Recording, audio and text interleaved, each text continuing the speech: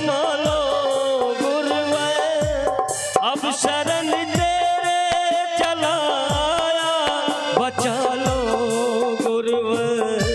कर दया मुझ पर दयानाथ तेरा शिष्य बने, कर दया मुझ पर दयानाथ तेरा शिष्य बने।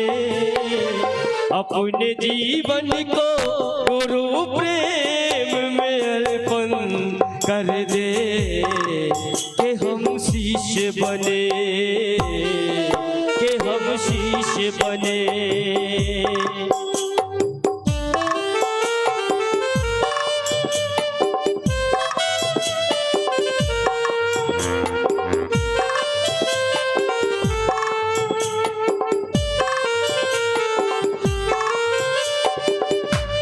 तूने ये नाम दिया, तूने जीवन ये दिया,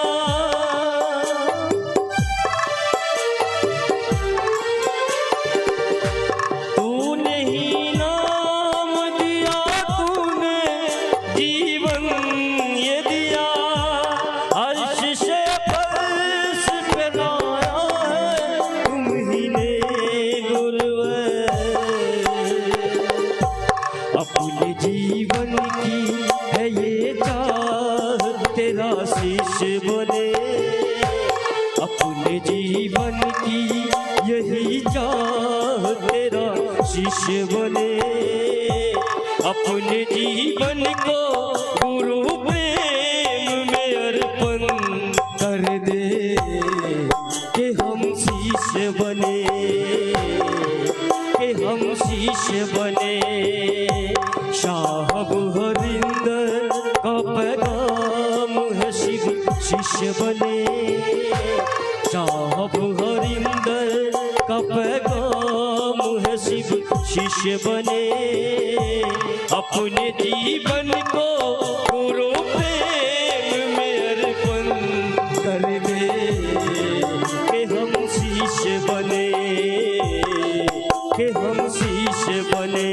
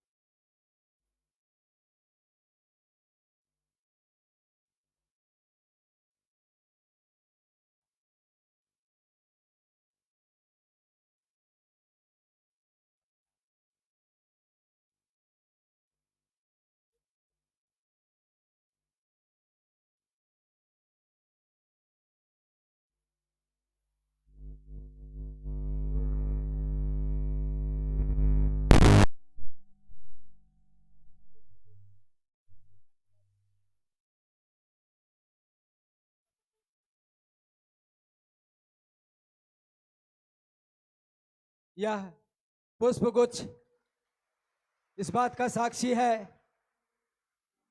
कि पंचकुला में शिव गुरु कार्य की गति और तीव्र होगी। इस बात की मंगल कामना के साथ दीदी बरखा आनंद जी को शॉल से सम्मानित करते हुए भाई श्री संतराम शर्मा जी, ये स्वागत का अनुपम पल, लेकिन इस बात का वादा है कि ये शॉल, ये पुष्पगुच्छ गुरु कार्य की गति को तीव्र करने के लिए है। अब दीदी बरखा आनंद जी महागुरु महादेव ग्रंथ जो आओ चले शिव की ओर हैं,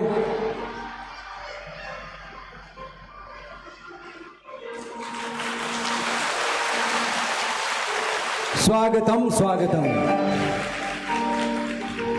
अब दीदी बरखानंद जी श्री संतराम जी को महागुरु ग्रंथ महागुरु महादेव का जो ग्रंथ है आओ चले शिव की ओर, शिष्यानुभूति जो साहब ने लिखी है, हम उनको आमंत्रित कर रहे हैं, हम सभी उनको आमंत्रित कर रहे हैं।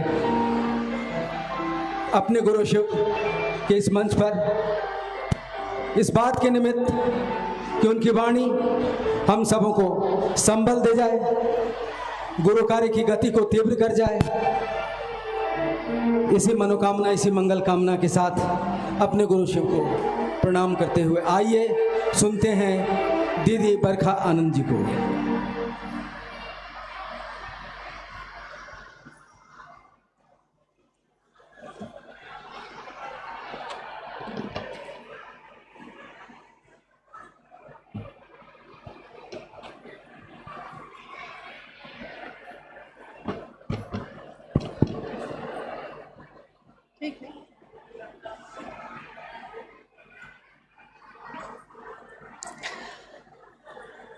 मेरे गुरु महेश्वर शिव को मेरा प्रणाम है। इस कालखंड के प्रथम शिव के शिष्य और हम सबों के परम आदरणीय वरेण्य गुरु भ्राता साहब श्री हरिंदरानंद जी के चरणों में मेरा प्रणाम है। शक्ति स्वरूपा दीदी नीलम आनंद जी के चरणों में मेरा प्रणाम है। और कालका और विभिन्न जगहों से आए हुए सभी गुरु भाई गुरु बहन के चरणों में मेरा प्रणाम है।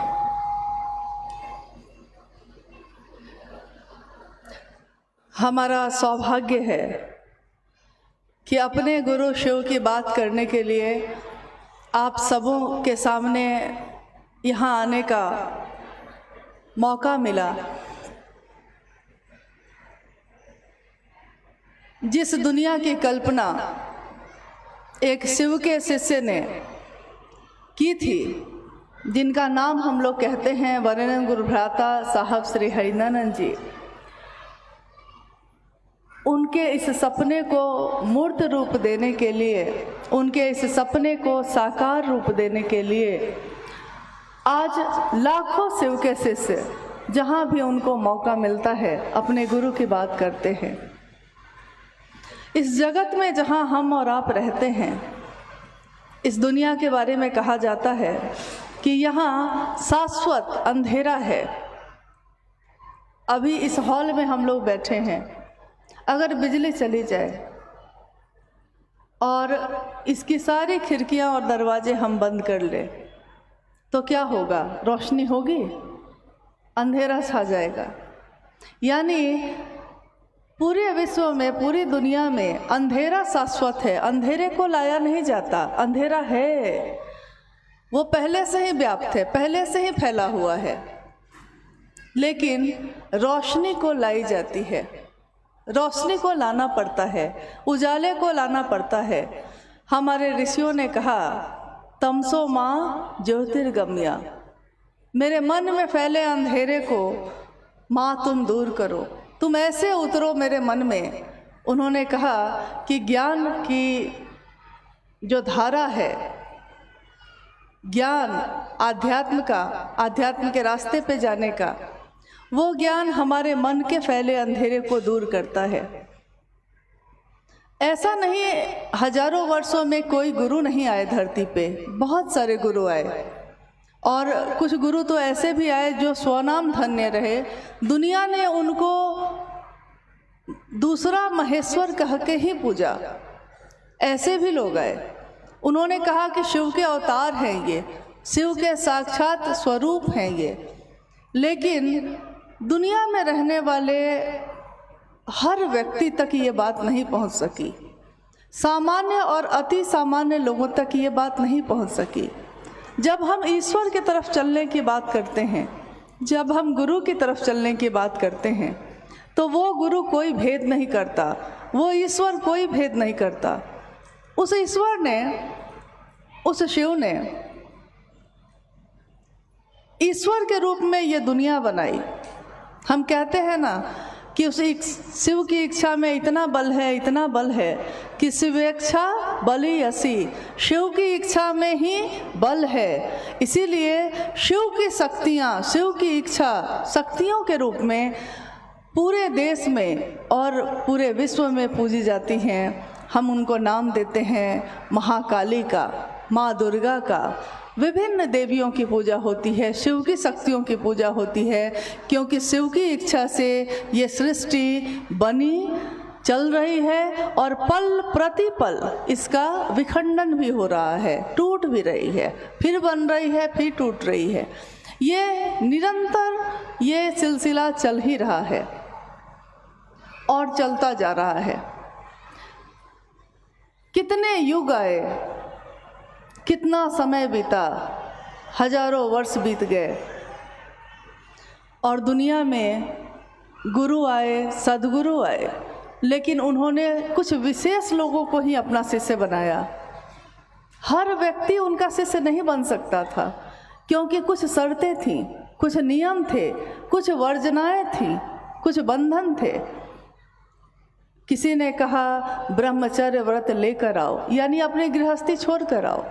किसी ने कहा शाकाहारी हो तब आओ, किसी ने कहा इस धर्म के हो तब आओ, किसी ने कहा इस जाति के हो तब आओ, किसी ने कहा अमीर है तब आओ, किसी ने कहा गरीब है तब आओ। यानी तरह तरह के, विभिन्न तरह के बंधन और वर्जनाएं रही। इसके कारण हुआ ये कि गुरु और शिष्य परंपरा तो चलती रही, लेकिन हर व्यक्ति के गुरु शिव हो सकते हैं, ये बात आज तक नहीं हो सकी। शिव के शिष्य ग्रंथों में कहे जाते हैं कि 112 शिव के शिष्य हुए, जिनके नामों की सूची है पूरी शिव पुराण में। लेकिन इतने शिष्यों के धरती पे आने के बावजूद वो शिव मंदिरों में स्थापित हैं, उनकी पूजा होती है, मनोकामनाओं की पूर्ति लोग करते हैं, लेकिन उस शिव के लिए हमारे धड़कनों में कोई जगह नहीं है, हमारे दिल में कोई जगह नहीं है, जैसा किसी भी अपने के लिए होता है जिसको हम अपना समझते हैं। मेरा बच्चा, मेरी माँ, मेरे पिता, मेरा परिवार, मेरा घर, मेरा खेत, मेरी गाड़ी। देखिए, निर्जीव हो या सजीव हो, कोई भी चीज़ हो अगर, लेकिन उसके साथ मेरा लगा है तो हम उसकी परवाह करते हैं। मेरा है वो, अपना है वो, तो उसकी परवाह करते हैं।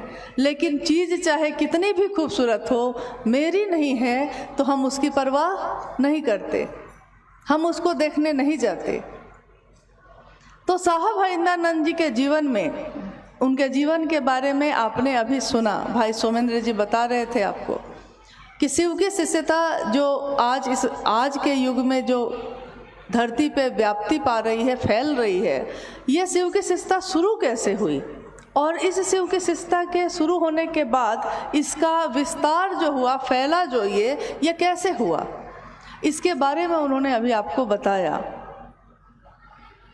1974 में जिस दिन श्री हरिंद्रानंद जी ने शिव को अपना गुरु बनाया था, अभी आपने सुना है कि उस आधी रात में अकेले एकांत शमशान की भूमि में पे बैठे हुए उनके हताश मन ने, निराश मन ने, क्योंकि वो लगभग 14 वर्षों से कितने गुरु बदल चुके थे और उनके मन की प्यास नहीं बुझ रही थी। कोई गुरु ऐसा नहीं मिल रहा था जो जिसके पास पहुंच के वो संतुष्ट हो जाते, जो उनके मन की प्यास को बुझा देता, ऐसा कोई नहीं मिला। अंत में उस दिन ये घटना हुई, क्योंकि जब जो घटना होनी रहती है तभी होती है। और उस दिन हुआ ये कि उनके मन में ये श्लोक जो अभी आपने सुना कि गुरुर ब्रह्मा गुरुर विष्णु गुरुर देवो महेश्वर गुरु साक्षात पर ब्रह्म तस्मै श्री गुरुवे नमः। यानी ये श्लोक आज से तो नहीं हमारी दुनिया में बताया जाता है, हजारों वर्षों से पढ़ी जाती है ये बात, हजारों वर्षों से गुरु और शिष्य की परंपरा होती है, तो हम इस श्लोक को पढ़ते हैं। और इस श्लोक का अर्थ ये होता है कि गुरु क्या होते हैं। गुरु में ब्रह्मानी शक्ति होती है, गुरुड़ ब्रह्मा, ब्रह्मानी यानी पैदा करने की, उत्पत्ति की शक्ति होती है। वो आपके मन को, आपके जीवन को ईश्वर की तरफ चलने के लिए पैदा करते हैं, स्थिति उत्पत्ति करते हैं। गुरु में वैष्णवी शक्ति होती है, यानी स्थिति की, जीवन की, चलाने की। गुरु में महेश की शक्ति होती है, यानी संहार करने की भी होती है। यहाँ तक कहा गया कि गुरु में साक्षात पर ब्रह्म, जो परम ईश्वर है, जो परम तत्व है, उसकी ही शक्ति होती है, यानी ईश्वर से अलग गुरु को समझा ही नहीं गया। लेकिन ये बात किसी के मन में नहीं कौंधी कि जब गुरु ऐसे होते हैं तो वो ईश्वर ही गुरु क्यों नहीं है। ये बात उस दिन नवंबर महीने में ठंड में उस शमशान में बैठे हुए उस एक व्यक्ति के मन में क्यों कौंधी, क्योंकि इसके बाद शिव की शिष्यता इस कलयुग में इसकी व्याप्ति होनी थी। और इस तरह से ये बात शुरू हुई। जिस दिन उन्होंने शिव को गुरु माना, उनके मन में ये विश्वास भी नहीं था। वो हमेशा कहते थे ये बात कि आप लोग तो मुझसे बहुत अच्छे हैं, कि आप लोग तो महादेव पे और देवियों पे विश्वास रखते हैं, श्रद्धा रखते हैं, उनके प्रति झुके होते हैं, समर्पण है आप में। लेकिन मैंने जिस समय शिव को गुरु बनाया था, उस दिन मेरे मन में गुरु के लिए कोई विश्वास नहीं था, कोई श्रद्धा नहीं थी। मैंने थक कर माना था, लेकिन मुझको ये विश्वास था कि यहाँ भी कुछ नहीं मिलेगा। शिव भी गुरु के रूप में होंगे कि नहीं होंगे, ये भी मुझको पता नहीं था, क्योंकि मैंने किसी भी शास्त्र का अध्ययन नहीं किया था, कोई किताबें मैंने नहीं पढ़ी थी। जब भी साहब किसी कार्यक्रम में जाते थे तो पहली पंक्ति उनके मुंह से यही निकलती थी कि ये गुरु का मंच है, इस मंच से शिव गुरु की बात होती है, लेकिन बात करने वाला गुरु नहीं है। जो यहाँ दिख रहा है वो विशेष नहीं है, बात उसमें है जिसकी बात की जा रही है। जो बात कर रहा है उसमें नहीं है, जो वो बोल रहा है ना, जो बात उसमें है। यानी आपके शब्द, आपकी वाणी जिसके बारे में वर्णन करते हैं, जिसके गुणगान को गाते हैं, बात तो उसमें है। और उन्होंने हमेशा शिव की बात की, शिव का गुणगान किया। उन्होंने कहा कि जब सबसे सुंदर वो शिव है, सबसे सत्य वो है, दुनिया ने उस शिव को सत्यम शिवम सुंदरम कहा, यानी सत्य जो कभी बदलता नहीं है। हमारा आपका सत्य आज है, कल बदल जाएगा। इस दुनिया का सत्य जो आज है कल बदल जाएगा। आज कोई बच्चा है, कल वो बच्चा नहीं होगा, वो युवा होगा। आज जो युवा है वो कल वृद्ध होगा, आज जो वृद्ध है कल वो जीवन में नहीं रहेगा। आज फूल खिले हैं, बहुत सुंदर खुशबू है, लेकिन कल वो फूल मुरझा जाएगा। आज उसकी सुंदरता आज का सत्य है, लेकिन कल उसका सत्य बदल जाएगा। आज उसकी सुंदरता ये है, कल उसकी सुंदरता बदल जाएगी। दुनिया की हर चीज़ की सुंदरता, उसकी सत्यता बदलती है, लेकिन शिव के बारे में आज नहीं कहा गया, हजारों वर्ष से कहा गया कि वो सत्य हैं, वो शिव हैं, वो सुंदर हैं।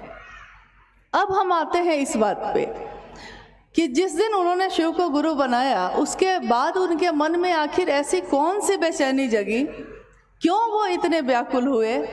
क्योंकि वो तो आराम से अपना नौकरी हो ही गई थी, डिप्टी कलेक्टर तो वो थे ही, बिहार प्रशासनिक विभाग में अच्छे पद पे रहे, तो सुविधा या सम्मान या चीज़ें उनके जीवन में तो बचपन से ही थी। क्योंकि साहब हरिंद्रानंद जी के पिता जो थे, उस समय बिहार में जो शिक्षा विभाग है उसके डायरेक्टर थे, डायरेक्टर खुद थे वो। उसके अलावा खुद ये पढ़ाई में भी अच्छे रहे, शमशान साधना भी करते रहे। इसके अलावा आगे आने वाले जीवन में पहली ही परीक्षा दी और बीपीएससी में सेलेक्ट हो गए। उनकी शादी भी जिनसे हुई, जिनका नाम हम लोग कहते हैं दीदी राजमणि नीलमानंद, वो राज परिवार की बेटी थी। एक राज परिवार की बेटी को सारी चीज़ें उपलब्ध होती हैं, लेकिन हम पीछे की कहानियों पर जब जाते हैं, गौतम बुद्ध अपने घर से निकल गए, अपने राजभवन से निकल गए। ईश्वर की खोज, सत्य की खोज आपको चैन से रहने नहीं देती। अगर आप जाग जाते हैं तब, अगर आप जग गए हैं तो फिर आप सो नहीं पाइएगा। अध्यात्म की जगत पे भी अगर कोई जग जाता है तो वो फिर सो नहीं पाता, क्योंकि उसको लगता है कि इतनी सुंदर चीज़ मुझको जो मिली वो दुनिया के लोगों को क्यों नहीं मिली। यही बेचैनी उनके मन में पैदा हुई जब वो 1982 में मधेपुरा, एक जिला है बिहार का, उनकी पोस्टिंग उस समय मजिस्ट्रेट के रूप में वहाँ हुई। कुछ ही दिनों में वहाँ इनकी ख्याति इतनी ज़्यादा फैल गई कि आज भी अगर कभी भी आप में से कोई जाएगा वहाँ तो उसको उनकी कहानियाँ सुनने को मिल जाएंगी कि उस समय हुआ ये कि उनके पूजा घर में जो प्रसाद चढ़ाए जाते थे वो अपने आप गायब हो जाते थे। तो लोग सबको कहते हैं कि महादेव ने ग्रहण कर लिया। ये बात कमरे से बाहर भी अब फैलने लगी। एक दिन उनके कार्यालय में उनके पदाधिकारियों ने, जो उनके साथ काम करते थे ऑफिस में, उन लोगों ने उनसे कहा कि हरिंद्रानंद जी, हम लोगों ने सुना है कि आपके घर में प्रसाद चढ़ जाते हैं। तो इन्होंने कहा कि मैंने तो आपको नहीं कहा ये कभी, अगर चढ़ता है तो सौभाग्य है मेरा, लेकिन मैंने तो आप लोग को नहीं कहा ये। उन पदाधिकारियों ने कहा इनसे कि घर में जो प्रसाद चढ़ता है क्या पता प्रेत खाते होंगे, कोई भूत प्रेत आता होगा वो खाता होगा। साहब इस पे भी कुछ नहीं बोले। फिर थोड़ी देर बाद दूसरे पदाधिकारी ने कहा कि अगर ये बात सत्य है कि महादेव आपके यहाँ प्रसाद ग्रहण करते हैं तो हम लोग ये कहते हैं आपको कि यहाँ सिंहेश्वर मंदिर है, शिव का मंदिर मधेपुरा में, तो उस मंदिर में अगर आप प्रसाद खिला देंगे तो हम समझेंगे कि हाँ महादेव प्रसाद खाते हैं। साहब ने कहा कि क्या पता वहाँ भी भूत प्रेत खाएंगे। तब लोगों ने कहा कि नहीं नहीं, वहाँ कैसे खाएंगे, वो मंदिर तो श्रृंगी ऋषि के द्वारा स्थापित है, तो जो इतने बड़े ऋषि के द्वारा स्थापित मंदिर है उसमें तो प्रेत नहीं जाएंगे। कानों कान लोगों तक ये बात फैल गई और काफ़ी भीड़ वहाँ इकट्ठी हो गई। जब भीड़ वहाँ बहुत ज़्यादा बढ़ गई और पुजारी पुरोहित सब कोई जमा हो गए, प्रसाद की थाली जब वहाँ चढ़ाई गई और बाद में दरवाजे को बंद किया गया और फिर खोला गया तो उसमें से काफ़ी मिठाइयाँ, लगभग 15 रसगुल्ले नहीं थे, बाकी जो बचे थे वो लगता था कि 2 भाग में उसको काट दिया गया है, एकदम बराबर बराबर बटे हुए। पूरा मंदिर का परिसर लोगों से भरा हुआ था और ये प्रसाद चढ़ाते समय साहब कहते हैं कि जब मैंने वो प्रसाद चढ़ाया था मैं कुछ भी नहीं जानता था, मैं कोई कर्मकांड नहीं जानता था, मैंने किसी मंत्र का जप नहीं किया, मुझको आता ही नहीं था। मुझको आता क्या था, कुछ भी नहीं। साधना उपासना करके तो थका हुआ मन था मेरा, तो मैं और क्या करता। लेकिन उन्होंने कहा कि जब मैं चारों तरफ लोगों से घिरा हुआ था और सारे लोग मेरी तरफ देख रहे थे कि आज देखते हैं कि प्रसाद चढ़ता है कि नहीं, मेरा मन हताश होकर कातर भाव से उस शिव को कह बैठा कि बुढ़ऊ इज्जत रखिए। उन्होंने कहा कि मैंने प्रसाद का पात्र, प्रसाद की थाली महादेव के शिवलिंग के पास रखकर बस इतनी ही याचना की, दया मांगी अपने गुरु से कि महादेव इज्जत रख लीजिएगा। उन्होंने कहा कि मैंने अपने कातर मन से ये प्रार्थना की और मैं बाहर निकल के चुपचाप खड़ा हो गया। थोड़ी देर बाद, 2 ही मिनट बाद जब दरवाजे को खोला गया तो प्रसाद ग्रहण हो चुका था। पूरा परिसर हर हर महादेव के नारे से गूंज गया और लोगों ने देखा कि ये कौन है जो देखने में तो सामान्य लग रहा है, एकदम सामान्य वेशभूषा थी, पैंट शर्ट पहने हुए थे, वो मजिस्ट्रेट थे उस जिले के।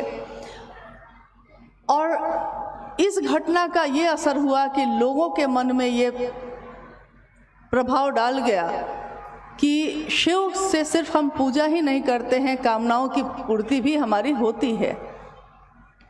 लेकिन साहब हरिंद्रानंद जी के मन में ये बात नहीं थी कि मेरे जीवन में जो चमत्कार घटे हैं मैं उनको लोगों को दिखाऊं।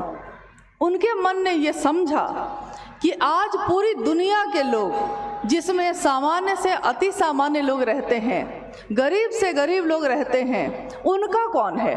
कोई नहीं। उनका गुरु कौन होगा? अमीर का भी हो, गरीब का भी हो, हर जाति का हो, हर धर्म का हो, ऐसा गुरु कौन है जो सबका हो सकता है? तो जब भी हम अपने इतिहास पर नज़र डालते हैं तो किताबें कहती हैं, ऋषियों ने कहा है कि संभवे गुरुवे नमः, यानी गुरु हैं वो। तुम त्रिभुवन गुरु वेद बखाना, तुम त्रिभुवन के गुरु हो, तीनों लोकों के गुरु हो। ये मैं नहीं कहता, ये वेदों ने बखान किया है। तुम विद्या के तीर्थ हो, मतलब जितनी भी तरह की विद्याएं हैं, जितने भी तरह के ज्ञान हैं धरती पे, उन सब के तुम क्या हो? तो तीर्थ हो। तो उनके मन ने ये सोचा कि जब इतना सुंदर गुरु उपलब्ध है, इतना बड़ा गुरु उपलब्ध है, और हर व्यक्ति, सामान्य से सामान्य व्यक्ति उस शिव को अपना बना सकता है, तो क्यों नहीं हम लोग इस बात को दूसरों को कहें। शुरू में उनको काफ़ी कठिनाई हुई, क्योंकि सबने यही कहा कि हम महादेव की पूजा तो करते ही हैं, तो जब महादेव की पूजा हम करते हैं तो हम गुरु क्यों माने। सामान्यतः आप भी किसी को कहते होंगे तो वो हो सकता है यही कहते होंगे कि जब शिव भगवान के रूप में सब कुछ दे सकते हैं तो गुरु क्यों माने। साहब हिंदानंद जी ने उन लोगों को समझाया कि ईश्वर के रूप में वो सब कुछ दे सकते हैं, लेकिन सब कुछ प्राप्त कर लिया है और उसको संचालित करने का ज्ञान नहीं है, तो क्या होगा। जीवन है, जीवन को चलाने का ज्ञान नहीं है। हमारे पुराणों में या हमारे बुजुर्ग कहते हैं कि पूत कपूत हो तो क्या धन संचय, पूत सपूत हो तो क्या धन संचय। सुना है आपने कभी? पूत कपूत हो तब भी धन संचय करने की ज़रूरत नहीं है, और पूत सपूत हो तब भी ज़रूरत नहीं है। कारण, क्योंकि बहुत सारी संपत्ति आप अपने बेटे को दे सकते हैं, लेकिन अगर उस पुत्र को उस संपत्ति को संभालने का ज्ञान नहीं होगा तो क्या होगा। सारी संपत्ति वो बेच के घूम घाम के ख़त्म कर देता है, क्योंकि उसको पता ही नहीं है कैसे चलाए। एक छोटा सा परिवार भी आप चलाते हैं तो उस परिवार को चलाने का ज्ञान भी अगर नहीं हो हम लोग के पास, तो हम उस परिवार को भी नहीं चला सकते हैं। तो उन्होंने कहा कि ज्ञान की ज़रूरत बहुत ज़्यादा है। न जाने क्यों महादेव के विभिन्न स्वरूपों की पूजा हुई है। किसी ने महाकाल के रूप में पुकारा उनको, किसी ने महायोगेश्वर के रूप में पुकारा है, किसी ने महासोमेश्वर के रूप में पुकारा, किसी ने महाओढ़रेश्वर के रूप में पुकारा, किसी ने कहा कि महामृत्युंजय हैं वो, किसी ने कहा कि वैद्यनाथ हैं वो, किसी ने कहा कि उमा के पति हैं वो, किसी ने कहा कि शमशानी और निहंगी हैं वो, किसी ने कहा तीनों लोकों का पति है वो, सब कुछ त्याग के बैठा है वो। आजकल एक गीत बज रहा है, बड़ा अच्छा है, क्या वो करेगा लेकर चढ़ावा, सब कुछ त्याग के बैठा है वो। क्या करेगा वो चढ़ावा लेकर, क्योंकि जो भी हम देंगे ये तो उसी ने हमको आपको दिया है, तो हम उसको देंगे क्या।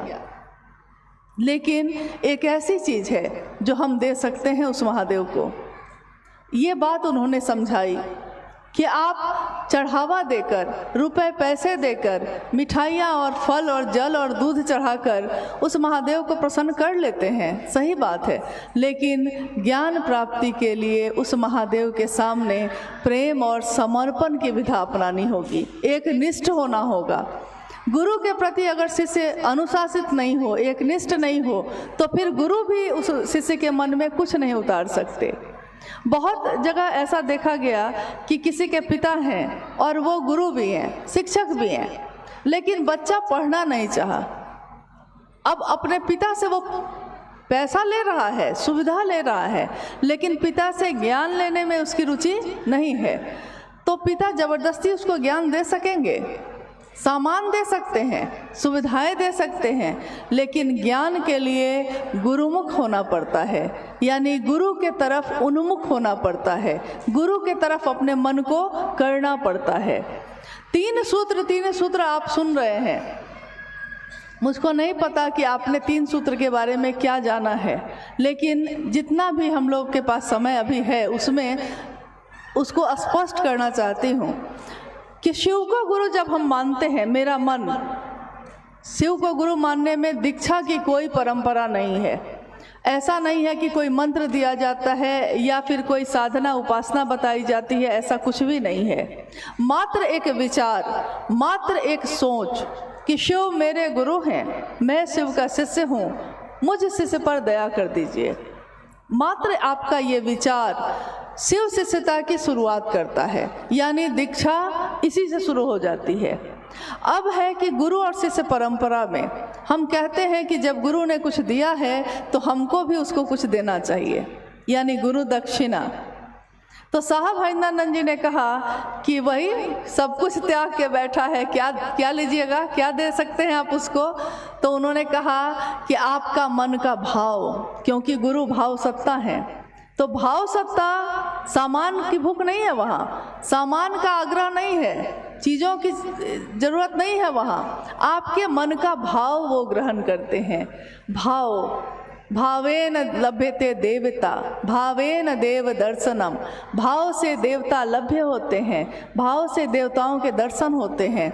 लेकिन ये शिव गुरु की परंपरा है, इसमें आपको विश्वास नहीं हो तब भी आपका एक विचार सिर्फ आपको शिव शिष्यता की तरफ बढ़ा देता है। और कहा जाता है कि जिस बारे में हम बार बार बात करते हैं, हर दिन बात करते हैं, एक दिन हमारा मन भी वैसा हो जाता है। संकीर्ण की बात करने वाले का मन संकीर्ण होता है। हमेशा किसी की शिकायत कर रहे हैं, हमेशा दूसरे की बुराई सोचते हैं, हमेशा किसी के लिए जलन है, तो हमारा चेहरा और हमारा जीवन भी वैसा ही हो जाता है। लेकिन किसी का भला सोचते हैं, अपना भी सोचते हैं, दूसरे का भी सोचते हैं, यानी विराट की बात करने वाला, समाज की भी परवाह करने वाला, अपनी भी परवाह करते हैं और दूसरों की भी करते हैं। अगर मैंने खाना खाया है, कोई भूखा है, तो मुझसे खाया न गया, ये है आपका मन का थोड़ा विराट होना, थोड़ा बड़ा होना। तो एक दिन आपका मन इससे भर जाता है और शिव की बात करने वाले का मन शिव से भर जाता है, शिव जैसा ही हो जाता है।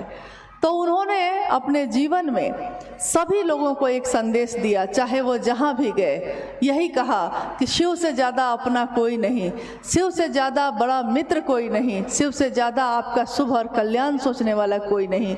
तो क्यों नहीं उस शिव को अपना गुरु भी बनाते हैं, क्योंकि विभिन्न स्वरूपों की पूजा हुई है, लेकिन उनके ज्ञानदाता स्वरूप से लोग, सामान्य लोग नहीं जुड़े, कुछ विशेष ही लोग जुड़ पाए थे उस समय। अब हुआ ये कि सामान्य लोग जुड़ेंगे कैसे, क्योंकि हम लोगों को साधना करने अगर हम लोग बैठेंगे तो साधना होती नहीं है। हम आंख बंद करके अगर बत्ती जला के भी बैठते हैं किसी देवी देवता के सामने, तो आंख बंद जरूर रहती है, लेकिन मन भटक जाता है, मन कहीं खो जाता है।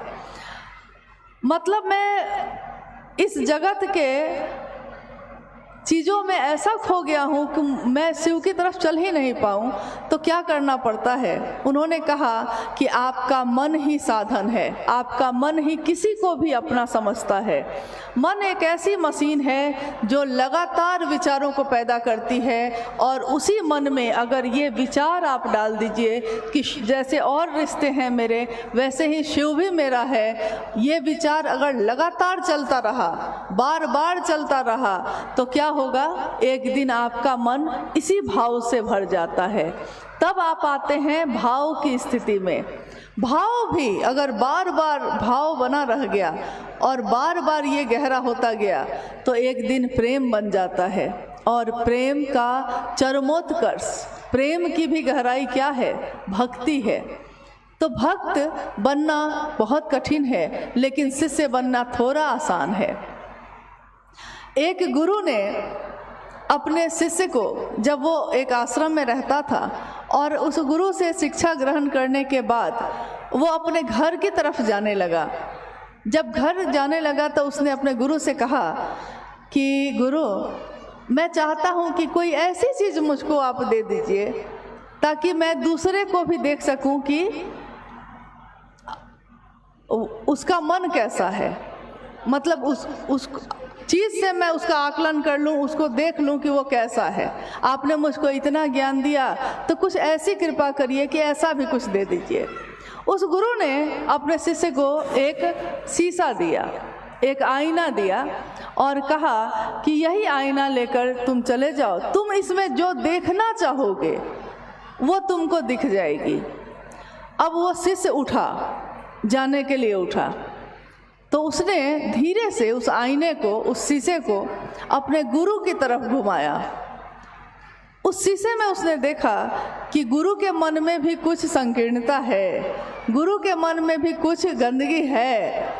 अब शिष्य को बड़ा धक्का लगा उसको। उसने सोचा था कि गुरु के मन में तो कुछ नहीं हो सकता। फिर वो वहाँ से अपने घर की तरफ चला। रास्ते में जितने लोग मिलते थे सबकी तरफ उस आईने को घुमाता था और देखता था कि सबके मन में ईर्ष्या है, जलन है, क्रोध है, पाप ही पाप है। फिर वो घर चला गया। कुछ दिन रहकर वो फिर वापस लौटा। जब वो वापस लौटा तो गुरु ने कहा कि कैसा रहा, घर की यात्रा कैसी रही? उसने कहा कि यात्रा तो अच्छी रही, परिवार में भी सब कोई ठीक है गुरुजी, लेकिन मैं एक बात पूछना चाहता हूँ आपसे। गुरु ने कहा कि पूछो। शिष्य ने कहा कि आपने जो शीशा दिया था मुझको, मैंने पहले आपकी तरफ घुमाया, फिर मैंने रास्ते में सबकी तरफ घुमाया। हर आदमी के मन में पाप ही पाप है, ईर्ष्या ही ईर्ष्या है। तो मुझको बड़ा आश्चर्य हुआ कि मैंने तो बहुत अच्छी चीज़ आपसे मांगी थी, आपने मुझको क्या दे दिया? गुरु ने कहा कि मैंने ये दिया तुमको ज़रूर था, लेकिन तुम एक भूल कर गए। तुमको ये आईना सबसे पहले कहाँ घुमाना था, किसके तरफ? सबसे पहले अपनी तरफ घुमाना था कि मेरे मन में क्या है उसको तो पहले दूर कर लें। तुम दुनिया को तो देखते रहे, लेकिन तुमने अपनी तरफ तो देखा ही नहीं। तो हुआ ये कि शिष्य ने समझ लिया कि मेरा मन ही मेरा दर्पण है और यही हमको समझा देता है, दिखा देता है क्या अच्छा है, क्या बुरा है, क्या पाप है, क्या पुण्य है। और इस तरह हम आते हैं अब शिव की शिष्यता पे। तीनों सूत्र, पहले सूत्र में मन ही मन कहना है, दूसरे सूत्र में मन अगर महादेव की परिधि में नहीं होगा, मन अगर महादेव के घेरे में नहीं होगा तो कितनी भी अच्छी बात कही जाए आपके मन में ये प्रवेश नहीं करेगा, मेरे मन में भी नहीं होगा, हम बोल भी नहीं पाएंगे, आप सुन भी नहीं पाएंगे। यानी मन उस जगह पे रहेगा तब ना। कितनी बार हुआ होगा कि आप किसी से बात कर रहे हैं और वो व्यक्ति भी दिखने में लग रहा है कि वो ध्यान से आपकी बात सुन रहा है। थोड़ी देर बाद आप कहते हैं कि अभी जो मैंने आपसे कहा आपने सुना ना, तो वो सामने वाला व्यक्ति कहता है कि अरे मैंने ध्यान नहीं दिया। आप कहते हैं कि अरे आप सुन तो रहे थे सामने बैठ के। उसने कहा कि मेरा मन कहीं और चला गया था, मेरा मन कहीं और चला गया था। यानी कि शरीर में रहते हुए भी मन अगर वहाँ से हट गया तो कोई लाभ नहीं है। ये मन कैसे टिका रहे, ये मन टिकेगा कैसे महादेव पे? क्योंकि इसको अभ्यास नहीं है, इसको अभ्यास है दुनिया में रहने का, महादेव के तरफ टिकने का अभ्यास नहीं है। कैसे टिकेगा? तो हम बात करते हैं अपने लिए भी, क्योंकि खुद भी शिव का शिष्य बनिए और दूसरे को भी प्रेरित करिए, दोनों तरफ शिव भाव भर जाए ऐसी बात करिए। तो दूसरा सूत्र कहता है कि शिव की चर्चा दूसरों से करिए ताकि खुद भी शिव शिष्य बनिए और दूसरे भी बन सके। तीसरा सूत्र कहता है कि मन ही मन अपने गुरु शिव को प्रणाम करिए। इसके उदाहरण में जिस दिन साहब ने ये बात समझाई थी, उन्होंने उदाहरण दिया था कि मन ही आपका प्रणाम करता है किसी को। उन्होंने कहा कि एक गांव में एक व्यक्ति गया, उसने देखा कि एक सास और बहू दोनों बैठी हुई है। बहू अंदर से आती है, घर में निकलती है, सास बाहर बैठी है। तो वो बहू अपने सिर पे आंचल लेकर अपनी सास के पैर को बार बार छू के प्रणाम कर रही है। उस व्यक्ति को बड़ा अच्छा लगा। जब सास चली गई उसकी, तो उसने कहा कि आप लगता है अपनी सासू माँ को बहुत मानती हैं, क्योंकि कितने अच्छे मन से आपने अभी प्रणाम किया। तो उस बहू ने कहा कि अरे बहुत तंग है हम भाई, बहुत तंग है इनसे, बड़ा परेशान करती हैं, बड़ा दुख देती हैं। मैं सोचती हूँ हमेशा कि ये कब जाएंगी दुनिया से, लेकिन क्योंकि लौकिकता में सास है मेरी, माँ के बराबर हैं, तो प्रणाम तो करना पड़ता है ना। तो साहब ने कहा कि ऐसा ही प्रणाम उस महादेव को मत कर लीजिएगा, क्योंकि देखने में लगता है कि अगरबत्ती जला के बैठे हैं, फूल चढ़ा रहे हैं, जल चढ़ा रहे हैं, टीका लगाए हुए हैं, गेरुआ वस्त्र पहने हैं, लेकिन मन ही अगर शिव में नहीं है, मन ही नहीं टिका, तो क्या फ़ायदा है। और अगर मन आपका रोशनी से भर जाए तो क्या होता है। मन उजियारा जब जब फैला, जग उजियारा होए, इस उजले दर्पण पे प्राणी देखो धूल न जमने पाए, कहीं धूल न जम जाए दुनिया की। इस आईने को भी पोंछने की ज़रूरत पड़ती है हमेशा, तो महादेव की छवि उसमें दिख सके, महादेव मेरे हैं ये मेरा मन समझ सके, इसके लिए हम तीनों सूत्र करते हैं ज़रूर। लेकिन इन तीनों सूत्रों को करने के पीछे हमारी मनसा मात्र रहती है कि हम शिव की तरफ चल सकें, मेरा मन शिव पे टिक सके। आपके इस जगह पे मुझे लगता है कि ये पहली बार इस तरह का कार्यक्रम आयोजित हुआ है, और अभी दिखने में आ रहा है कि बाहर मौसम काफ़ी ख़राब है। मतलब किसी के लिए अच्छा है, किसी के लिए ख़राब है। देखिए, हर चीज़ किसी के लिए अच्छी होती है, किसी के लिए ख़राब। जिसके पास अच्छा घर है, सुरक्षित है, उसके लिए तो बढ़िया मौसम है, बारिश देखने में अच्छा लगता है। लेकिन जिसकी टूटी फूटी झोपड़ी है, छोटा सा घर है, पानी भर जाता है, उसके लिए यही बारिश दुखदाई भी है। तो किसी के लिए जो अच्छा होता है किसी के लिए बुरा होता है, किसी के लिए जो बुरा होता है किसी के लिए अच्छा होता है। लेकिन शिव की शिष्यता सबको समान रूप से आवेशित करती है, सबके लिए एक जैसा ही होती है। मेरा अनुरोध है कि बारिश अपना काम कर रही है, लेकिन आप लोग जो पीछे खड़े हैं कम से कम शांत होकर बैठ जाइए। हमारे जीवन में पहले से ही काफ़ी परेशानी है, काफ़ी बेचैनी है, और इस परेशानी और बेचैनी में हमको कुछ समझ में नहीं आता। लेकिन महादेव की दया ऐसी है कि इस बेचैनी में भी महादेव याद आते हैं, इस बेचैनी में भी हम महादेव से दया मांगते हैं। यानी सारी परेशानियों के बीच रह के भी अगर वो शिव याद आता है, जिसकी नींद में भी शिव अवस्थित होते हैं, वो ऋषि होते हैं, वो साधु होते हैं। तो अगर एक मजदूरी करने वाले मजदूर को भी बोरा ढोते हुए भी वो महादेव याद आता है, या किसी को शानदार गाड़ी चलाते हुए भी महादेव याद आता है, तो इससे बड़ी साधुता और कुछ भी नहीं है। आइए हम लोग कुछ जिज्ञासा पे अगर आई है आपके यहाँ से कोई प्रश्न, कोई जिज्ञासा, कोई उत्सुकता, तो हम लोग थोड़ी देर उस पर बात करते हैं।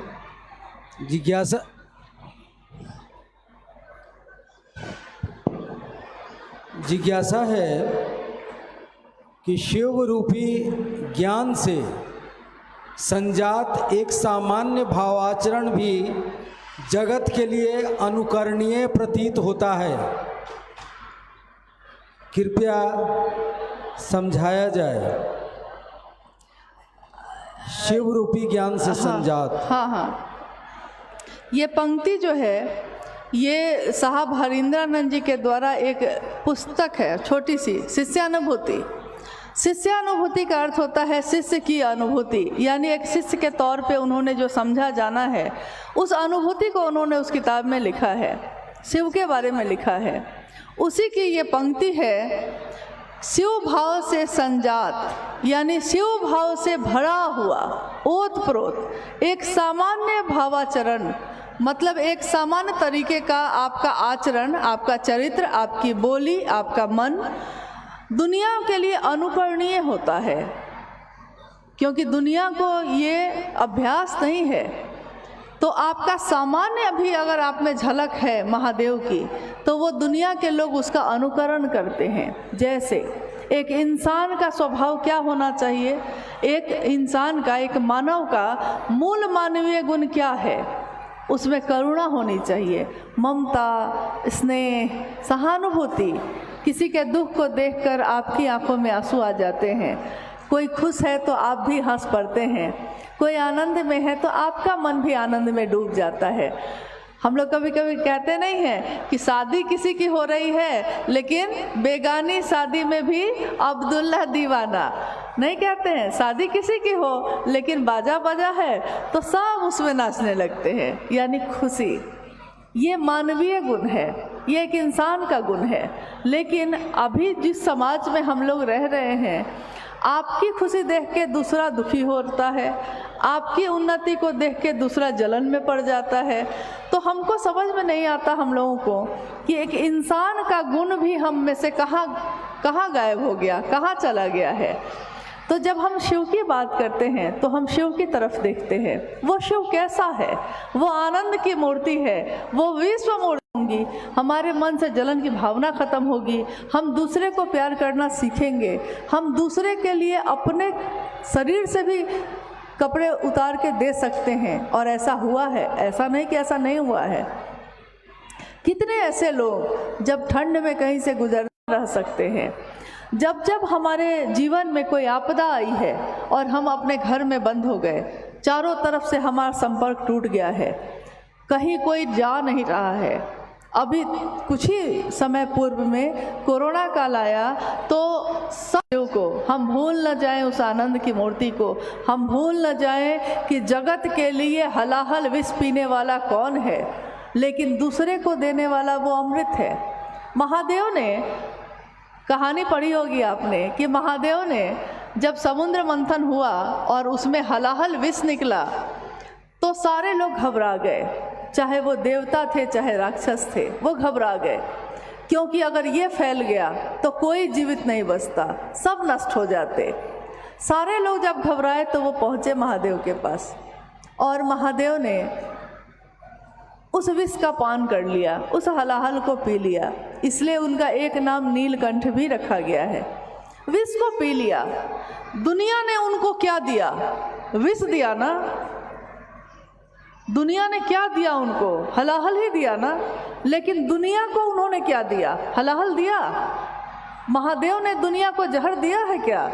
महादेव ने दुनिया को अमृत बांटा। महादेव ने दुनिया को जीवन दिया। महादेव ने इस दुनिया को जब बनाया तो उन्होंने इस दुनिया में रहने की सारी व्यवस्था भी की। हर वो चीज़ जो बेशकीमती है उसकी कोई कीमत नहीं ली।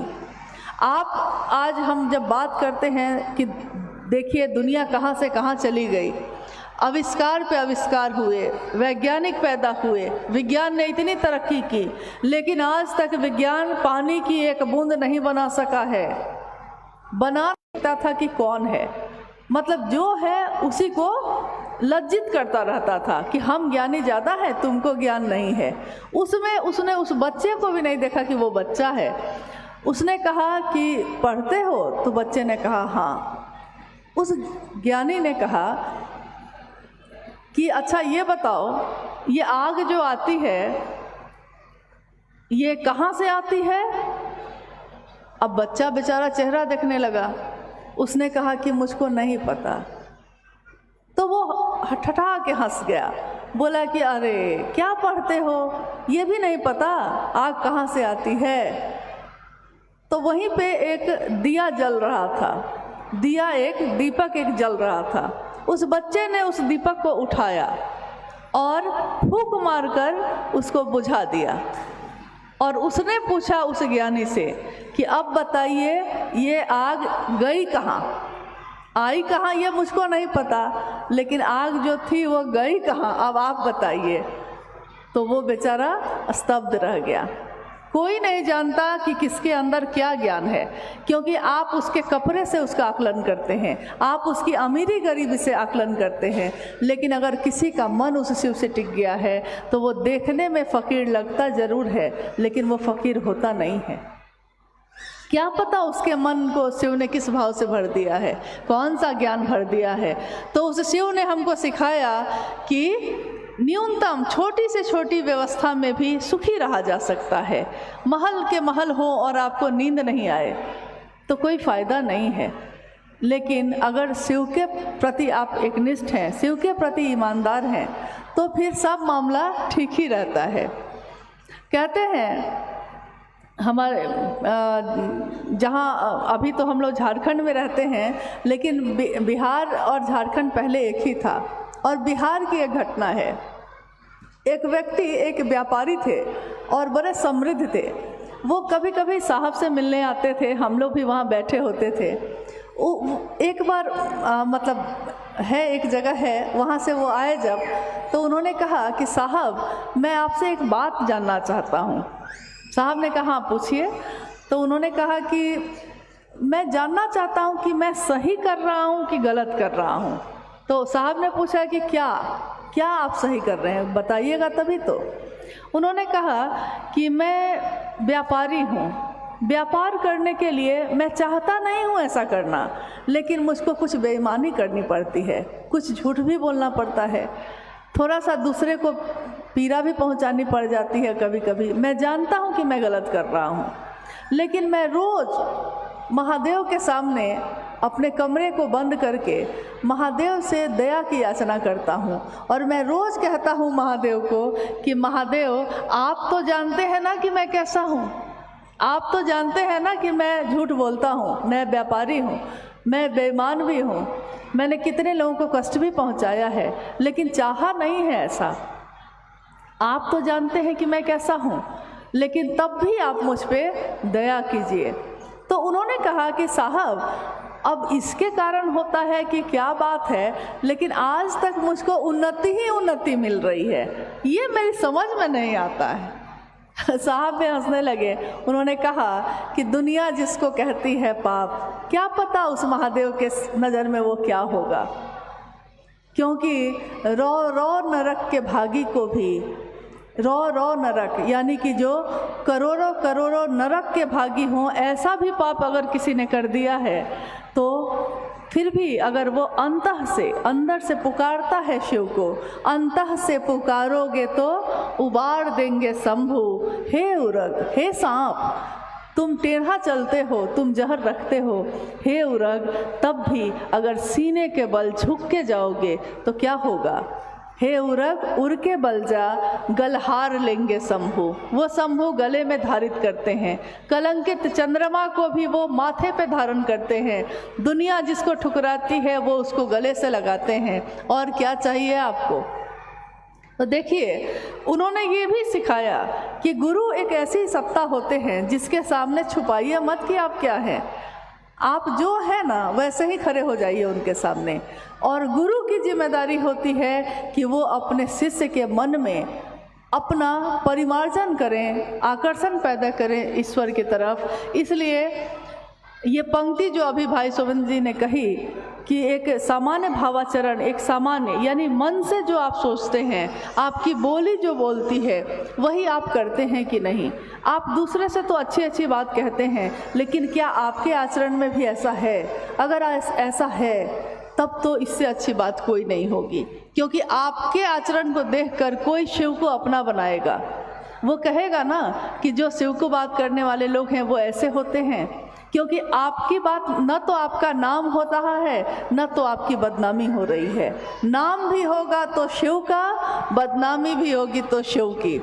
इसलिए अपने गुरु शिव के लिए अपने आचरण को हमेशा सही रखने की कोशिश कीजिए। महादेव की दया से ऐसा हो जाए तो पूरी दुनिया सुवासित हो जाए, सुगंधित हो जाए। शिष्या अनुभूति से एक और जिज्ञासा है। सांसारिक सुखों की परिधि में हम दीर्घकालिक योजनाओं की परिकल्पना और उसके कार्यान्वयन में जगत की अपनी अल्पकालिक यात्रा भूल जाते हैं। हाँ, ये साहब श्री की लिखी हुई लाइन है, पंक्ति है। उन्होंने कहा है कि हम आज जीवन में जो जीते हैं, संपत्ति पे संपत्ति इकट्ठी करते हैं, चीज़ें इकट्ठी करते हैं, सामान इकट्ठे करते हैं। हम सोचते हैं आगे 10 साल बाद हम क्या करेंगे, इसकी भी योजना हम बनाते हैं। एक घर बना लिया है तो दूसरा घर भी कैसे बना ले, इसकी योजना भी बनाते हैं। यानी लौकिक जगत में आगे क्या क्या करेंगे, इसकी लंबी लंबी योजना बनाते हैं। लेकिन इस योजना को बनाते बनाते हम अपनी जो अल्पकालिक यात्रा है, यानी छोटी सी जीवन की यात्रा जो है, उसको भूल जाते हैं। उन्होंने कहा कि एक इंसान का जीवन कितना होगा, 70 साल, 80 साल, 90 साल, बहुत से बहुत होगा तो 100 साल।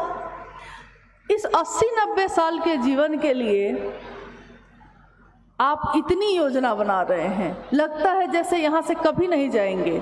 लेकिन एक बूंद मौत की पड़ती है और यह जीवन कागज की पुरिया, बूंद परे गल जाना है। एक मौत का पल आता है और सारी चीज़ें छूट जाती हैं, कुछ भी आपके साथ नहीं जाता।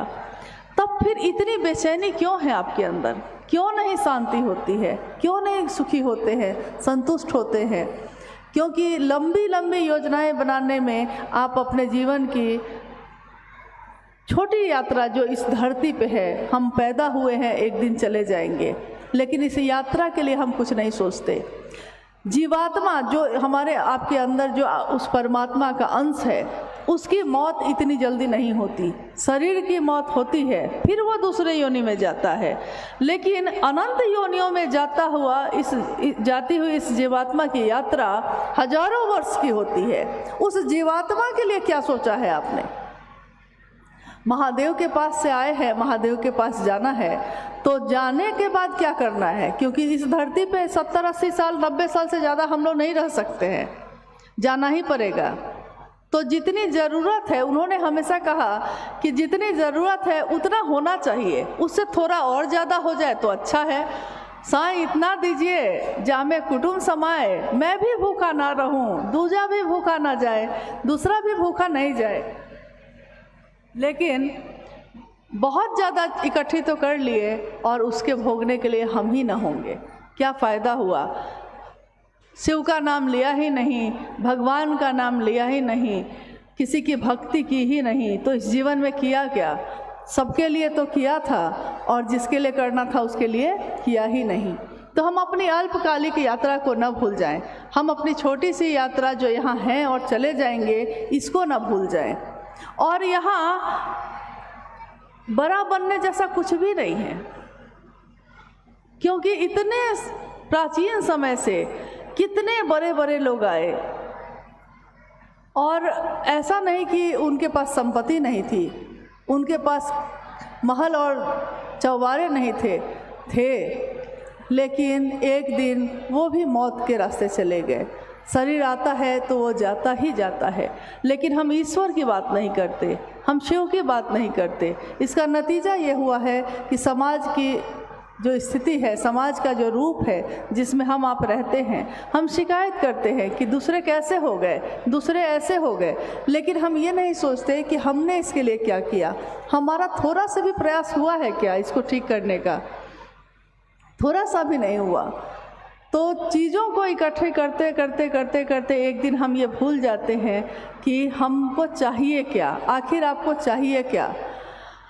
एक पंक्ति हमेशा वो कहते थे कि ये जो दिन है बहार के, बहारे दिन है चंद रोजा, ये चंद दिन की बहार है, बहारे दिन है चंद रोजा, न चल यहाँ सर उठा उठा के।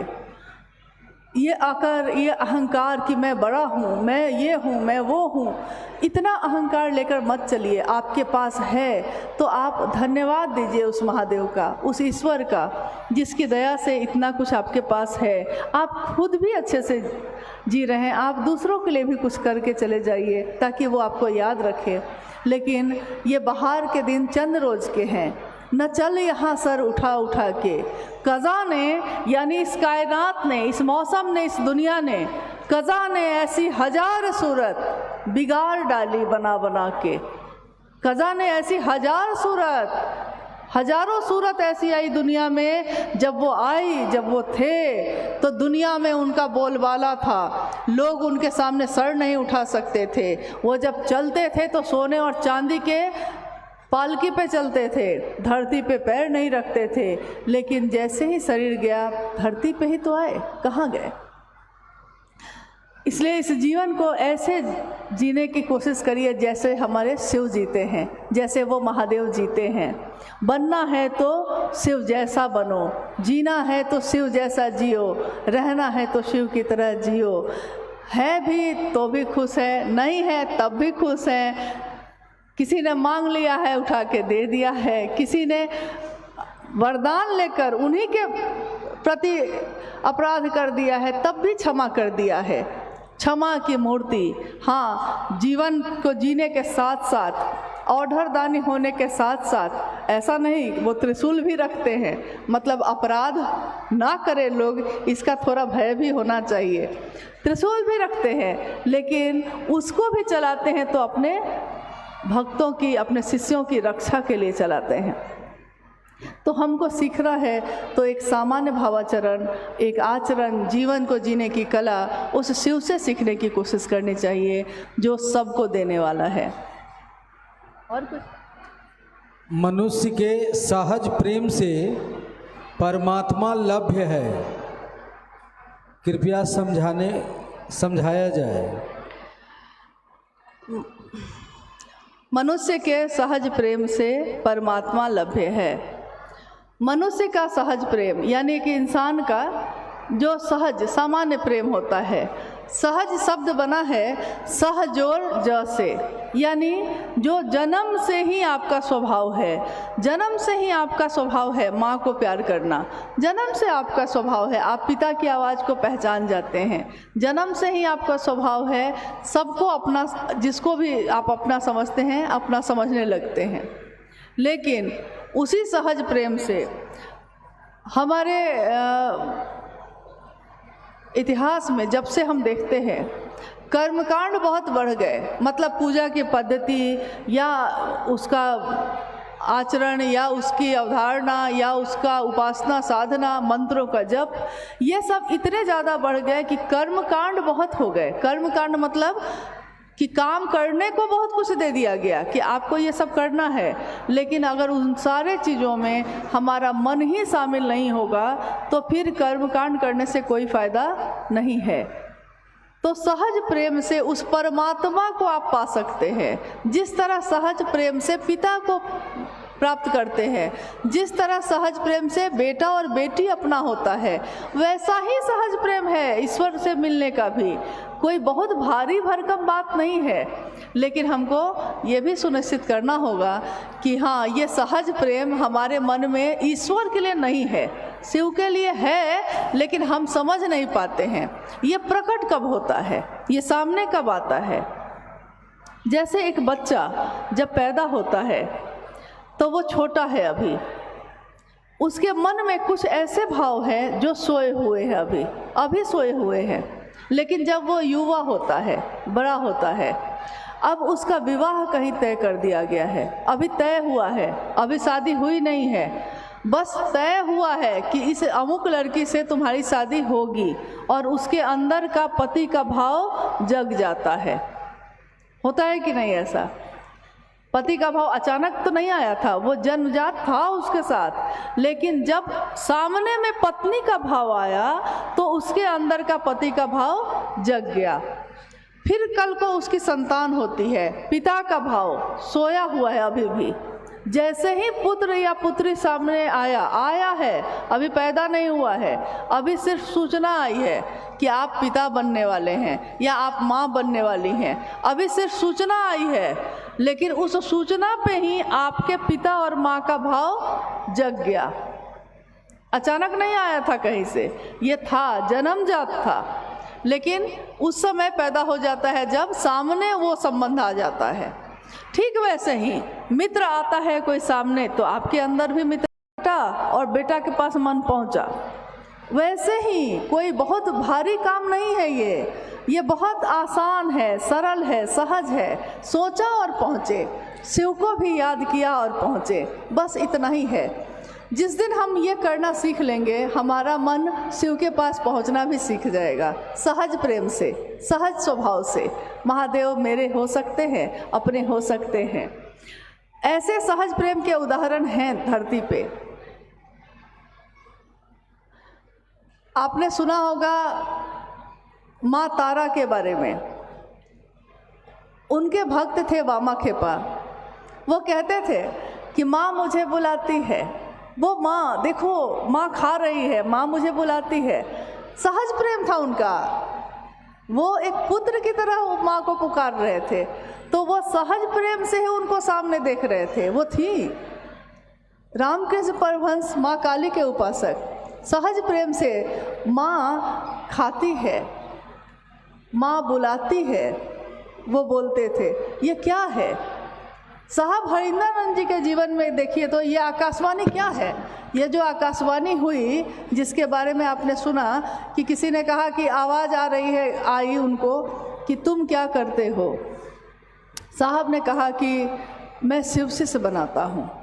फिर आकाशवाणी हुई, दूसरों को करने के लिए क्या कहते हो? तो ये चुप हो गए, क्योंकि दूसरों को करने के लिए तो वो ये नहीं कहते थे।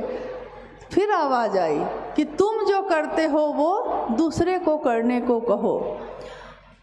और तब उन्होंने समझा कि मैं क्या करता हूँ। तब उन्होंने अपनी तरफ देखा कि मैं क्या करता हूँ। तो मैं शिव का शिष्य बना हूँ, मैंने शिव को अपना गुरु बनाया है, और मैं दूसरे को भी शिव की तरफ चलने के लिए प्रेरित करता हूँ। मैं कहता हूँ कि शिव को अपना मानो। तो यही आवाज़ आई कि यही बात दूसरे को भी करने को कहो। तो उन्होंने दूसरों से करना शुरू किया। ये महादेव जो प्रसाद ग्रहण कर रहे थे, ये कैसे कर रहे थे? कितना सहज था ये प्रेम। उन्होंने तो कहा कि मुझको कुछ नहीं आता था, मैं कुछ नहीं जानता, मैंने तो बस प्रसाद की थाली रख दी थी और कहा था इज्जत रख लीजिएगा, क्योंकि मेरा मन एकदम कातर था। मुझको लगा था कि सब हंसेंगे, सब मेरी हंसी उड़ाएंगे, अगर ये नहीं प्रसाद ग्रहण हुआ तो क्या होगा। ये परीक्षा की घड़ी थी। उन्होंने कहा, उन्होंने उद्घोष किया, उन्होंने ये वाक्य लिखे जगह जगह कि शिव गुरु के रूप में हैं आज भी। मैंने परीक्षा की है। एक शिष्य अपने गुरु की परीक्षा कर बैठा, गुरु शिष्य की परीक्षा करते हैं। यहाँ क्या हुआ कि शिष्य ही गुरु की परीक्षा कर बैठा है। उन्होंने कहा कि मैंने परीक्षा की है, आपकी परीक्षा प्रार्थनीय है। मतलब आप भी परीक्षा कर सकते हैं। अगर आपको नहीं विश्वास है तो बस इतना ही तो करना है आपको ना। कहीं चढ़ावा तो देने जाना नहीं है, कहीं दरबार लगाने तो जाना नहीं है। आप जहाँ हैं, जैसे हैं, मन ही मन उस शिव से कहना है, हे शिव आप मेरे गुरु हैं, मैं आपका शिष्य हूँ, मुझ शिष्य पर दया करिए। और जहाँ मौका मिले तो उनकी बात कर लीजिए।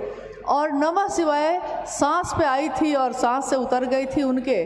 तो यही प्रक्रिया उन्होंने कही कि सर्वोत्तम विधि है। और बाद में जब शास्त्रों में हम लोगों ने देखा तो उसमें जगह जगह ये लिखा है कि अजपा जप, जप करने की सर्वोत्तम विधि है, सबसे बड़ी विधि, सबसे बढ़िया विधि है। इसके लिए आपको वाह किसी साधन की ज़रूरत नहीं, आपको माला लेके बैठने की ज़रूरत नहीं, आपको पद्मासन लगाने की ज़रूरत नहीं है। आपका मन ही किसी को अपना समझता है। उसी मन से शिव को प्रणाम कर लीजिए, महादेव को याद करिए, जैसा भी आपको उनकी आकृति याद है, जैसा भी समझ में आता है वैसा।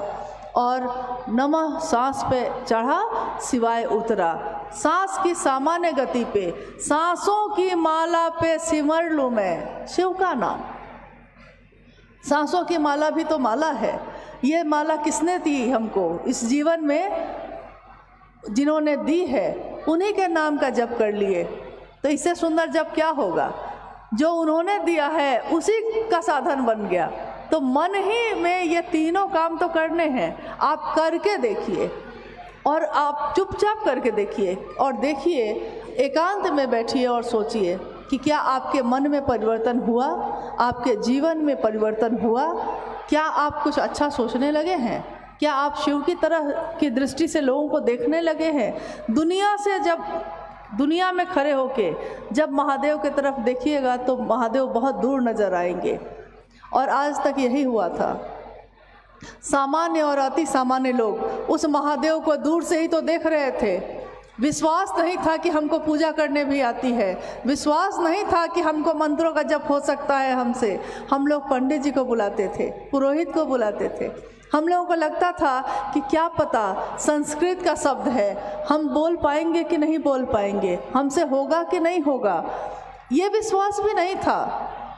और साहब ने कहा कि अपशब्द अर्चना के सुधार लेंगे शंभु, अंतः से पुकारोगे तो उबार देंगे शंभु। अपशब्द है अर्चना में, भाव अर्चना का है, लेकिन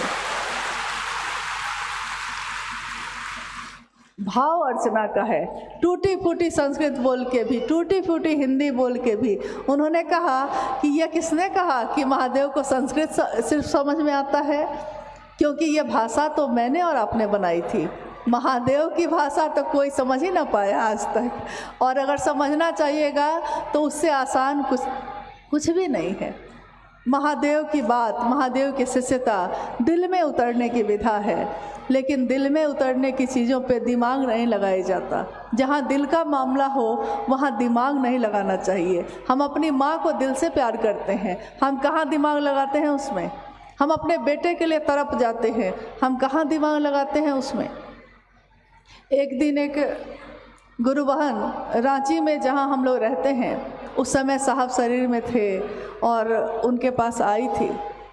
उसने रोते हुए कहा था, उसकी आंखों में आंसू थे, और उसने कहा कि मैं इतने दिनों से महादेव की बात कर रही हूँ, मैंने महादेव को गुरु माना, लेकिन मेरे जीवन के कष्ट कम नहीं हो रहे हैं। कभी कभी लगता है साहब कि छोड़ दूँ महादेव को। हमारे वरेण्य गुरुभ्राता ने कहा कि तुम्हारे जीवन में तो और भी संबंध है ना, पति है, जिस पति के पाँव को तुम दबाती हो उसी पाँव से वो तुमको लात मारता है, ठोकर देता है तुमको। जो जिसके लिए खाना बना के देती हो उसके मुंह से तुम्हारे लिए गालियां निकलती हैं, फिर भी तुमने कभी सोचा है कि उसको छोड़ दो? तो उसने कहा नहीं। साहब ने कहा कि इस दुनिया के रिश्ते दुख से दुख देते हैं, ठोकर पे ठोकर देते हैं, लेकिन तब भी अपना मान लिया है तो उसको नहीं छोड़ते। और महादेव ने तो ऐसा कभी किया भी नहीं है, उसको छोड़ने की बात करती। जो सबसे उबार सकता है, जो सबसे निकाल सकता है, उसी के साथ रहने से दुख से दूर हो सकती हो, उसी को छोड़ने की बात करती हो। उसने तुमसे लिया ही क्या है? एक निष्ठता लेकिन चाहिए। एक जगह खड़े हो गए हैं तो फिर खड़े हो जाइए। क्या पता यहाँ पानी अभी नहीं है, लेकिन आपके कुराई करते करते में एक ही जगह अगर करते रह गए तो कहीं ना कहीं पानी निकल जाएगा। और अगर ऐसा नहीं किया तो क्या होगा? कभी यहाँ कभी वहाँ करते करते ऐसा हो जाएगा कि कहीं कुछ भी हासिल नहीं होगा। कहते हैं कि देवताओं के भी, देवी देवताओं के भी देव कौन है? तो उनको हम कहते हैं महादेव है। वो महादेव सारे देवी देवताओं के भी देव, आराध्य। और सोचिए कि अगर वो आपका हो जाए तो क्या सारे लोग आपके नहीं हैं? कोई देवी कोई देवता वो किसको चाहती हैं? माँ देवी किसकी इच्छा है, किसकी शक्ति है? शिव की ही ना, शिव से अलग तो नहीं। शिव की पूजा तो सभी की पूजा होती है, शिव से अलग तो कोई है ही नहीं, अभिन्न रूप से एक है। जैसे अग्नि में अग्नि है तो धाह है उसके साथ ही है, दूध में है तो सफ़ेदी उसके साथ ही है, धूप में उसकी रोशनी उसके साथ ही है। उसी तरह शिव और उनकी शक्तियाँ एक ही हैं, अलग नहीं हैं। तो जब शिव को चाहा है तो सबको चाहा है, लेकिन अलग अलग चाहेंगे तो शायद शिव तक जाना थोड़ा कठिन या समय लग सकता है। लेकिन शिव को चाहा तो सबको चाहा, और जिसने शिव को चाह लिया उसके लिए क्या असंभव है। हम लोग आज जो यहाँ आए हैं, खत्म करें। हम लोग का मात्र एक ही प्रयोजन है। हम लोग के भी घर बार हैं, परिवार है, बच्चे हैं, जिम्मेदारियां हैं, लेकिन उन जिम्मेदारियों में भी हम अपने महादेव के काम को कर लेते हैं, क्योंकि अपना है, वो मेरा है। मैं ना करूं तो दूसरे करेंगे या ना करेंगे मुझको क्या पता, लेकिन मुझको करना है ये मुझको पता है। एक राज्य में अकाल पड़ गया, राजा का शासन था उस समय, अकाल पड़ गया। अकाल यानी सूखा पड़ गया। राजा ने अपने ज्योतिषी को बुलाया और उससे पूछा कि अकाल जो पड़ गया है इसको दूर करने का उपाय क्या है, कुछ तो रास्ता बताइए। उस ज्योतिष ने कहा कि महाराज, आपके राज्य में एक बहुत बड़ा कुआं है, ठीक राज्य के बीच में है, तो आप क्या करिए कि अपनी प्रजा को यानी अपने राज्य में रहने वाले लोगों को सबको सूचित करिए कि अमुक दिन में इस नक्षत्र में इस राशि में, ज्योतिष है ना तो उस अनुसार बोल रहे थे। सारे लोग दूध से भरा हुआ एक लोटा लेकर उस दिन सब कोई उस कुआं में, उस सूखा हुआ है कुआं सूखा हुआ है, उस कुआं में डालें। जब दूध से वो कुआं लबालब भर जाएगा तो फिर मैं सबसे अंत में अंतिम लोटा जो दूध का है वो आप रखिएगा और फिर इस राज्य का सूखा जो है अकाल खत्म हो जाएगा। राजा ने तुरंत ही मुनादी करवा दी, पूरे राज्य में उनके आदमी घूम गए, सबको सूचना दे दी गई।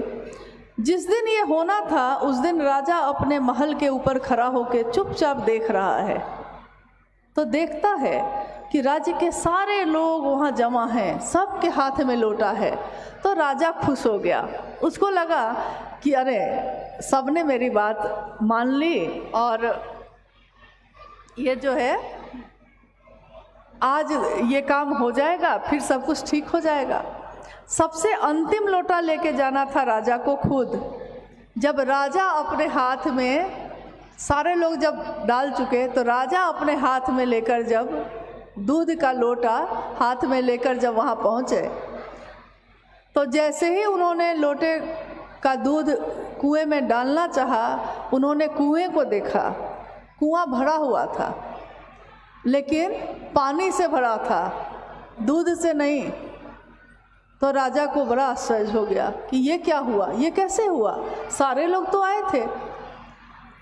तो फिर से सारे लोगों को उन्होंने बुलवाया और पूछा कि ऐसा क्यों हुआ।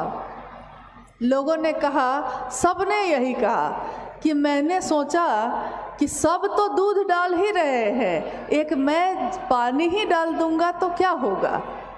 नहीं सब, लेकिन दिक्कत ये हो गई कि सबने यही सोच लिया, कि सबने यही सोचा कि सब तो यही डाल रहे हैं, मैं डाल दूंगा तो क्या होगा। हम सबके जीवन में भी ऐसा ही है। हम लोग सब सोचते हैं कि अरे वो आए थे, उन्होंने तो महादेव की बात की ही ना, ये गुरु भाई हैं, ये गुरु बहन है, ये तो आते ही हैं चर्चा में ना। एक मैं नहीं ही जाऊंगा तो क्या होगा, एक मैं नहीं ही करूंगा तो क्या होगा। दिक्कत ये है कि ज़्यादातर लोग यही सोचते हैं, लेकिन अपने और संबंधों के बारे में ऐसा नहीं सोचते। मेरा बेटा है, मेरी बेटी है, क्या मैं उसके लिए रातों को नहीं जगी हूँ कभी। कितनी रातें मैंने जग के बिताई हैं जब वो बीमार हुए, कितनी यात्राएं मैंने की हैं, क्या मेरे पति नहीं, क्या मेरा परिवार नहीं। लेकिन कितने कष्ट, कितनी बातें हुई होंगी, परिवार है तो या और चीज़ें हैं तो। सुख भी है, दुख भी है, सुख दुख की दोनों गलियां हैं और इसी तरह से ये जीवन चलता है। लेकिन उन सब में एक रिश्ता मेरा अपने गुरु के लिए भी तो है। मेरे गुरु के लिए मैंने क्या किया, मैंने जीवन में सबके लिए किया, लेकिन अपने साहब को जब देखती हूँ, हम कहते हैं शिव शिष्टता के आदर्श है वो साहब और दीदी। साहब और दीदी के जीवन को जब देखती हूँ और जितना उनका सानिध्य मिला, उसने मुझको ये समझा दिया कि दुनिया के सारे रिश्ते कभी न कभी आपका साथ छोड़ेंगे, कभी न कभी, हमेशा कोई रिश्ता आपसे खुश नहीं हो सकता, हमसे भी नहीं हो सकता और दूसरे भी नहीं हो सकते। कोई रिश्ता जीवन में ऐसा नहीं है 10 दिन आप किसी के लिए करिए तो वो बहुत खुश होगा और एक दिन मत करिए, नाराज़ हो जाएगा। समझ में ही नहीं आता है कि कैसे खुश किया जाए। लेकिन महादेव तो ऐसा नहीं करते, महादेव ने ऐसा नहीं किया। उनकी तो बात जितनी भी की जाए कम ही पड़ जाती है। समंदर का पानी हो और बहुत बड़ा पहाड़ हो, लेखनी करने खुद माँ सरस्वती बैठे, तब भी उस शिव की महिमा नहीं लिखी जा सकती।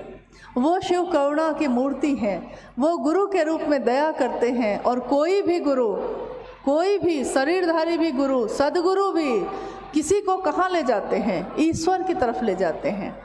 कोई भी ऐसा नहीं है। लेकिन आज जिस जगह पे हम लोग रहते हैं, जिस समाज में, जिस दुनिया में, हर व्यक्ति गुरु के रूप में अपनी स्थापना की कोशिश में तो है, लेकिन कोई ऐसा नहीं दिखता है जिसने कहा हो कि महादेव की तरफ चलने का रास्ता है ये। कोई ऐसा नहीं दिखता। हर व्यक्ति अपनी स्थापना की भूख है। मेरे मन को जिस बात ने सबसे ज़्यादा छुआ था वो यही थी कि मैंने जब साहब हरिनंदन जी की बात सुनी थी तो मैंने देखा कि ये एक ऐसे व्यक्तित्व थे जिनके पास सारी चीज़ें उपलब्ध थीं। अगर वो गुरु बनते तो आज करोड़ों लोग उनके शिष्य होते। लेकिन उन्होंने कहा जब शिव स्वयं गुरु हैं तो किसी और को गुरु बनने की क्या ज़रूरत है?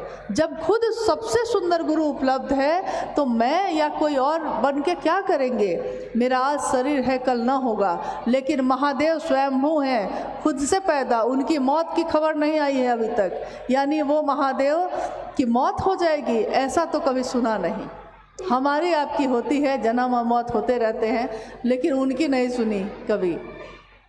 तो जो हमेशा है, जो हमेशा रहेगा, क्यों नहीं उसी का सहारा लेते हैं? वो सबसे बलशाली हैं। कहते हैं कि जिसका सानिध्य लीजिएगा, जिसका साथ लीजिएगा, वैसा ही आपका जीवन हो जाता है, वैसा ही आपका मन हो जाता है। साधु की संगत करने वाले का मन साधु जैसा, और किसी दुष्ट का साथ करने वाले का मन दुष्ट जैसा। जुआ खेलने वाले के साथ बैठिए तो वो जुआ खेलना सिखा देता है। कोई शराब पीता हो तो वो शराब पीना सिखा देता है। कोई भक्ति करता हो तो भक्ति करना सिखा देता है। कोई शिव का शिष्य हो तो वो शिव शिष्यता सिखा देता है। इसलिए मैंने इनका सानिध्य लिया कि जो इन्होंने किया है दुनिया में, मैं भी कुछ सीख सकूं। और आप लोगों से भी यही प्रार्थना है, निवेदन है कि अपने जीवन के एक भी पल में थोड़ी देर के लिए भी करिए, लेकिन अपने गुरु की बात ज़रूर करिएगा। और दुनिया में कोई ऐसा नहीं है जिससे आप बात करिएगा कि महादेव मेरे गुरु हैं, आपके हो सकते हैं, वो रुक कर आपकी बात नहीं सुनेगा। ऐसा नहीं होता। दक्षिण भारत में कितने जगहों पे हम लोग गए, लोग इतने मतलब महादेव का नाम सुनते हैं तो अपने चप्पल जूता को उतार के खड़े हो जाते हैं, हाथ जोड़ के खड़े हो जाते हैं, क्योंकि वो महादेव तो सबका है। हम आप किसी के हैं, किसी के नहीं हैं, लेकिन महादेव तो सबका है। उस महादेव से किसी को विवाद नहीं है, उस महादेव पे सबको भरोसा है। तो उस महादेव का साथ पकड़ा दीजिए दुनिया के हर व्यक्ति को और छोड़ दीजिए, अपने पीछे मत घुमाइएगा, फिर उसको छोड़ दीजिए। उसके गुरु श्री शिव हैं, शिव खुद ही उसका परिमार्जन कर लेंगे। कौन अच्छा है कौन बुरा है इसकी समीक्षा भी करने मत बैठिएगा, क्योंकि अच्छा या बुरा अपने गुरु के नज़र में है। वो गुरु उसके शिव हैं, वो खुद देख लेंगे हम आप कौन होते हैं। हमारा बस इतना ही काम है कि महादेव की तरफ प्रेरित कर देना है, बाकी अपने महादेव पे छोड़ देना है बस। और एक शिव शिष्य के रूप में भाव जो है शिष्य का ऐसा दीजिए कि ले ले भभूत भव की माथा उछाल के, अपने इस माथे को उछाल कर उस भाव का, उस महादेव के भाव का भभूत लगाइए। ले ले भभूत भव की माथा उछाल के। वो महादेव इतने दानी हैं, इतने दयावान हैं कि वो आपके जीवन के सारे कर्मों को एक ही लेख से मिटा सकते हैं। उस महादेव की शरण, उनकी शिष्यता के रास्ते पे हम सब चल सके, ऐसी ही प्रार्थना आप सबों से भी है, निवेदन भी है। जीवन रहा, फिर कभी आना हुआ तो ज़रूर मिल लेंगे, और यहाँ ना मिले तो अपने महादेव के यहाँ ज़रूर मिल लेंगे, यही विश्वास है। आप सभी के चरणों में प्रणाम।